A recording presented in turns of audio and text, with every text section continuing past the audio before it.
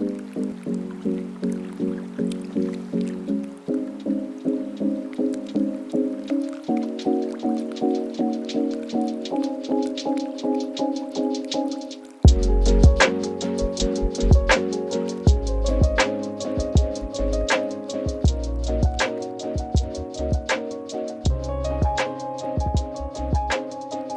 what is up guys? It's Rowan with AWM Water Features, and today I'm on another site that we built last year. That's kind of a cool story. So down at the bottom of the hill here, you can see this fairly large pond. That has actually not been touched at all by us.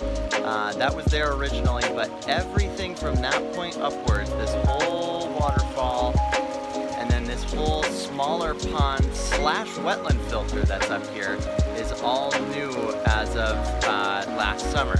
So basically what you're seeing here is back here where you can see the lilies and maybe a couple of fish in there, that's all a small upper pond.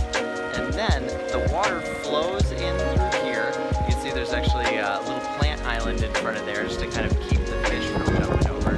That flows forward into this wetland filter here, which also has water flowing up from underneath to act as filtration.